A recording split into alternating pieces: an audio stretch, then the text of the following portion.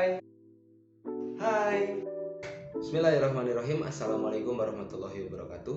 Perkenalkan, nama saya Atala Hadi Antarianto. NIM saya 11840400023. Saya dari jurusan Pengawalan Masyarakat Islam 7A. Pada kesempatan kali ini saya akan menjelaskan tentang hasil dari ujian tengah semester mata kuliah Manajemen Penanganan Bencana. Nomor pertama, soalnya adalah macam-macam bencana.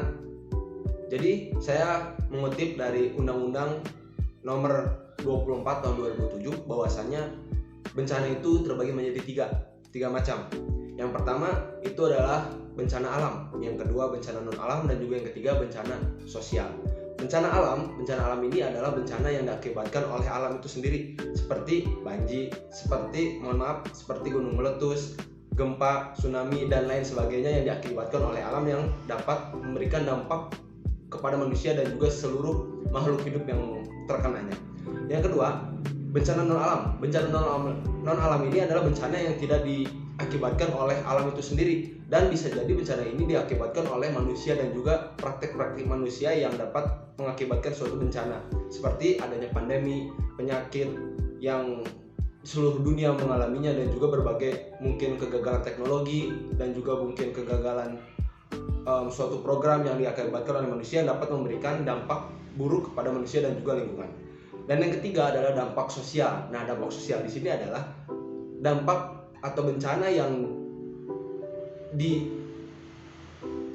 oleh manusia itu sendiri dan juga dilakukan oleh sosial, seperti perbedaan pendapat, pertengkaran, dan juga tawuran. Itu adalah bencana sosial yang dapat merugikan dan juga membahayakan bagi diri kita dan juga orang lain. Lalu yang kedua adalah penjelasan tentang ayat atau dalil tentang bencana. Saya mengutip dalam Al-Quran surat Al-A'raf ayat 130, artinya, dan sesungguhnya kami telah menghukum Fir'aun dan kaumnya dengan musim kemarau yang sangat panjang, dan kami berikan kekurangan bubuk buah-buahan supaya mereka mengambil pelajaran.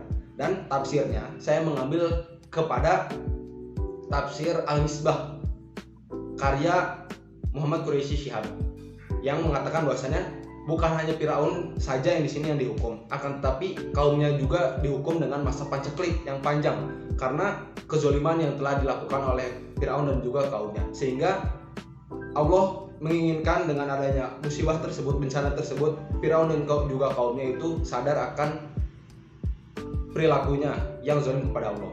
Lalu nomor 3, urgensi mitigasi itu apa sih? Lalu dan sebagai muslim, apa sih yang harus menyikapi ketika terjadi bencana atau untuk mencegah bencana gitu.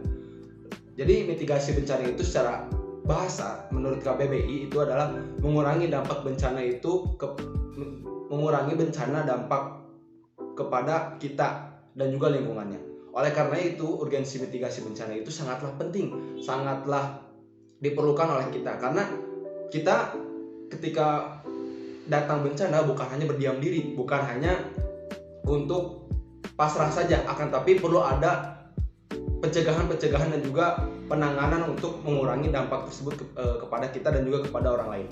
Lalu kita ini sebagai muslim itu sih harus seperti apa sih menyikapinya gitu.